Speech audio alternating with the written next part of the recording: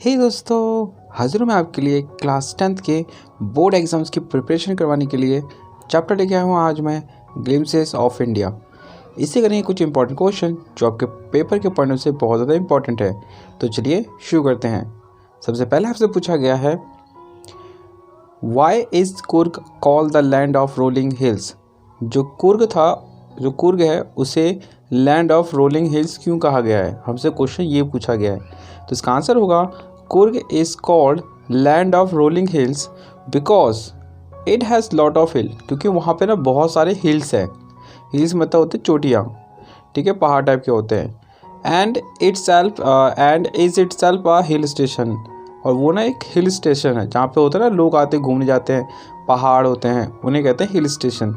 इसी वजह से कुर्ग को क्या कहा जाता है? Land of rolling hills. ठीक है, इसके बाद बात करते हैं, नेक्स्ट वाले क्वेश्चन पे आते हैं। नेक्स्ट क्वेश्चन हमसे पूछा गया है, why were the children fascinated by the baker. जो बच्चे थे ना, वो क्यों कहते हैं बेकर को देखकर मोहित हो जाते थे? फैसिनेटेड मतलब होता है मोहित होना। तो बच्चे जो थे वो बेकर को देखकर मोहित क्यों हो जाते थे? And how did they show their eagerness to see him. और वो अपनी जो उत्सुकता थी ना, ईगरनेस मतलब होता है उत्सुकता, वो अपनी उत्सुकता, जो बच्चे थे वो अपनी उत्सुकता को कैसे दिखाते थे उसको देखने के लिए? किसको देखने के लिए? बेकर को देखने के लिए। ठीक है, तो इसका आंसर मैं बताना, देखिए इसका आंसर होगा, the baker sold bread in a different shape. जो बेकर होता था ना, जो बेकर जो था वो अलग अलग शेप के क्या बेचता था? ब्रेड बेचता था। And taste which was popular of the Goa cuisine. और गोवा के खानों में वो जो बेकर का जो ब्रेड था ना, वो बहुत ज़्यादा फेमस था। ठीक है, the children were attracted by the bread bangles. जो बेकर जो ब्रेड्स बेचता था ना, वो बैंगल्स शेप के होते थे, यानी था ना, चूड़ियाँ नहीं होती, उस शेप में होते थे। ठीक है, एंड स्पेशल स्वीट ब्रेड, यहाँ तक कि उसकी जो ब्रेड होती है वो मीठी होती थी और खाने में बहुत टेस्टी होती थी। ठीक है, दैट इज़ सोल्ड। ठीक है, इसी वजह से ना बच्चे उसकी तरफ बहुत होते क्या होते थे? फैसिनेटेड होते थे, नहीं मोहित होते थे। ठीक है, the children would know about his arrival from the झंगझंग। जब भी बेकर आता था ना, तो एक झंगझंग की आवाज़ आती थी। क्यों? क्योंकि उसकी बैम्बू ना एक बैल लगी हुई थी झंगझंग वाली, जिससे आवाज़ आती थी। इससे बच्चों को समझ में आता था कि वो आ गया, बेकर आ गया है। ठीक है, एंड साउंड उसके कहाँ से आते थे? उसके जो बैम्बू था ना, बैम्बू का स्टिक, यानी बैम्बू की जो लकड़ी होती थी, उसमें से आवाज़ आती थी। और बच्चे आ जाते थे, उसे घेर लेते थे और ब्रेड परचेज करते थे। ठीक है, इस वजह से बच्चे क्या थे? एक तरह से फैसिनेटेड थे उसकी तरफ। What excited Rajveer. राजवीर को किस चीज़ ने एक्साइटेड कर दिया? ठीक है, and why did Pranjol not share his excitement. ठीक है, परंजोल जो था ना, वो एक्साइटेड क्यों नहीं हुआ? उसने अपनी एक्साइटमेंट को शो क्यों नहीं किया? यह हमसे क्वेश्चन पूछा गया है। तो इसका आंसर होगा, the beautiful scenery and wide range of the green tea garden excited Rajveer. बहुत ही सुंदर नज़ारा था। ठीक है, और दूर दूर तक ना बहुत बड़ा ना क्या था? चाय के बागान थे, जिस चीज़ ने क्या किया था? राजवीर को एक्साइटेड कर दिया। ठीक है, और लेकिन जो परंजोल था ना, देखो यहाँ लिखा है, Pranjol did not share excitement since he was born in Assam. Pranjol जो था ना, वो असम में ही पैदा हुआ था, वो इन सब चीज़ को पहले से देख चुका था। इसी वजह से वो देखकर, जो परंजोल था ना, देखकर ज़्यादा एक्साइटेड नहीं हुआ। इसका आंसर ये होगा। ठीक है, नेक्स्ट क्वेश्चन पे आते हैं। नेक्स्ट क्वेश्चन क्या है, what do the Elder in the Goa still love the remember. जो एल्डर होते हैं ना, गोवा के जो एल्डर्स यानी बड़े हैं, वो आज भी किस चीज़ को याद करना, यानी गोवा के बारे में कौन सी चीज़ को याद करके अभी भी बहुत ज़्यादा खुश होते हैं या उससे प्यार करते हैं? कौन सी यादों को से प्यार करते हैं? क्वेश्चन हमसे ये पूछा गया। इसका आंसर होगा, they remember the bread as well as the maker of the bread. वो आज भी वो याद करते हैं गोवा के ब्रेड को। ठीक है, साथ में उसको बनाने वाले बेकर्स को। ठीक है, साथ में the people who mix the flower to make a bread. जो एल्डर्स है वो किनको याद करते हैं? जो कहने में आटे को मिलाकर क्या बनाते थे? ब्रेड बनाते थे। द मॉडलर वो मोल्डेड द फ्लोर। उनको जो लोग कहने में ब्रेड का जो शेप होता है ना, उसमें डालते थे, उनको भी वो याद करते थे। They still remember the furnaces. Furnaces मतलब वो वाली जगह जहाँ पे ब्रेड को क्या किया था? पकाया जाता है। ठीक है, उसको वो याद करते हैं। The sound of the bakers bamboo. यहाँ तक कि जो बेकर जो बेचने के लिए आता था ना, उसकी आवाज़ को भी वो याद करते हैं। ठीक है, आगे बढ़ते हैं। अगले वाला क्वेश्चन हमारा क्या बोलता है, देखिए, what legend are associated with the origin of the tea. ये तो वेरी वेरी इंपॉर्टेंट है, इसको तो अच्छी तरह से याद कर लीजिएगा क्योंकि ये बहुत ज़्यादा चांसेस होते हैं इसको आने के, ठीक है। तो इसे अच्छी तरह से याद कर लीजिएगा। देखिए बोला गया, हमसे कहा गया है कि जो टी के ओरिजिन पे, ओरिजिन मतलब टी की जो उत्पत्ति हुई थी ना, यानी टी जो पैदा हुई थी वो कहाँ हुई थी, इसके बारे में जो बड़े बड़े लेजेंड्स हैं ना, महान लोग हैं, वो क्या बोलते हैं, वो किस चीज़ों से, यानी कौन सी कहानी से इस टी के ओरिजिन्स को जोड़ते हैं। क्वेश्चन हमसे ये पूछा गया। तो देखिए पहला क्या बोलता है, the Chinese legend describe. Chinese जो लेजेंड्स हैं ना वो ये बोलते हैं कि few leaves of the twig burning under the pot. जो कुछ होती है ना झाड़ियाँ होती है, वो कह रहे थे चूल्हे के नीचे जल रही थी, तो उनमें से जो कुछ पत्ते जो है ना fail into the boiling water, वो गर्म पानी, जो उबलते हुए पानी में गिर गए, ठीक है।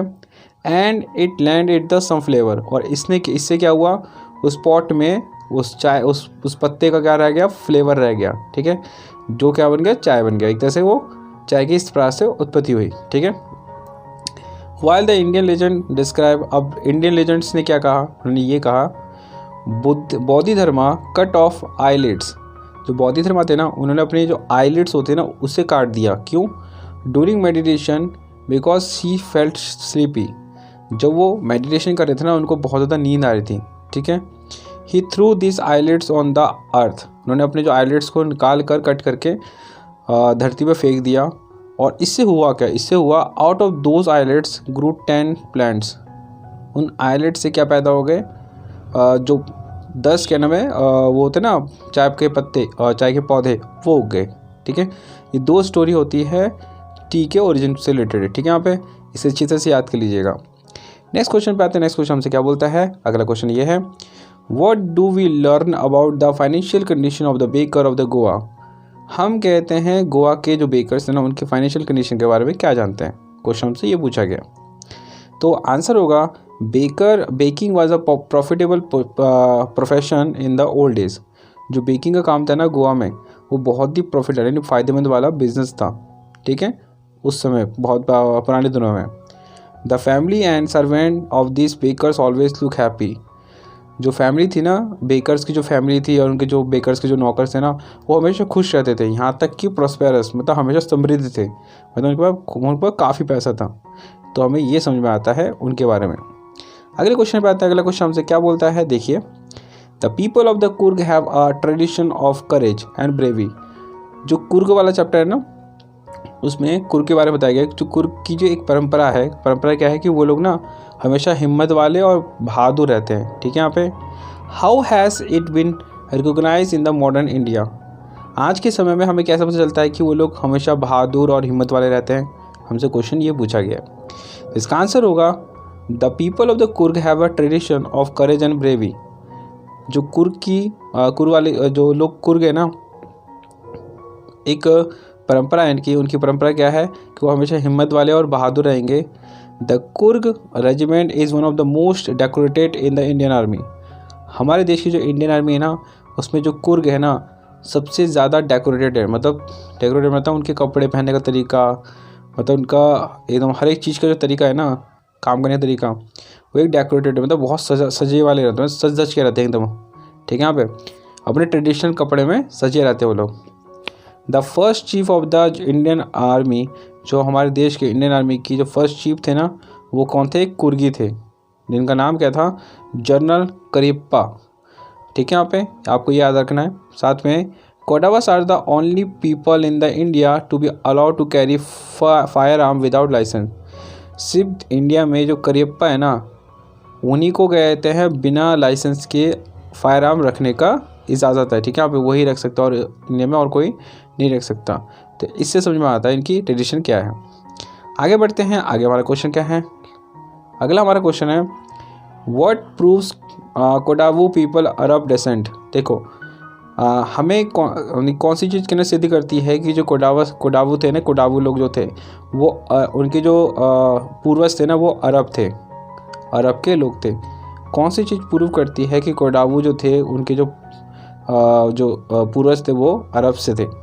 हमें इसका आंसर बताना है। तो देखो इसका आंसर होगा the theory of the Arab origin draw support from the dress. हमें कहाँ से पता चलता है कि कोडावू के जो पूर्वज थे वो अरब वाले थे, उनके कपड़ों से पता चलता है। किससे पता चलता है, कपड़ों से। कैसे? They wear a long black coat, वो लंबा सा कोट पहनते हैं, काले कलर का कोट पहनते हैं, विद एन एम्ब्रॉयडर्ड वेस्ट, और उनका उस पर ना एम्ब्रॉयडर्ड किया हुआ होता है, ठीक है। एक बेल्ट होती है साथ में, नोन एज द कुपिया, उस बेल्ट को कुपिया कहा जाता है, ठीक है। It resemble the keffiyeh Warne by the Arab, और सेम टू सेम इसी तरह का जो कपड़े होते हैं ना वो अरब के लोग भी पहनते हैं। तो इससे समझ में आता है कि जो कुड़ावू थे ना, कुड़ावू के जो पूर्वज थे ना, वो कौन थे? अरब के लोग थे, ठीक है। ये आपको याद रखना है, इंपॉर्टेंट क्वेश्चन है, कृपया करके अच्छी तरह से याद कर लीजिएगा, क्योंकि आपके पेपर के लिए ना बहुत ज़्यादा इम्पॉर्टेंट है। तो दोस्तों मैंने आपको प्रोवाइड करवाया है जो ग्लिम्पसेस ऑफ इंडिया के सारे इंपॉर्टेंट क्वेश्चन। इससे बाहर मुझे लगता नहीं कि कोई भी आने वाला है। अगर कोई भी क्वेश्चन अगर इस चैप्टर में से आता है ना, तो वह आराम से आप कर लोगे, ठीक है।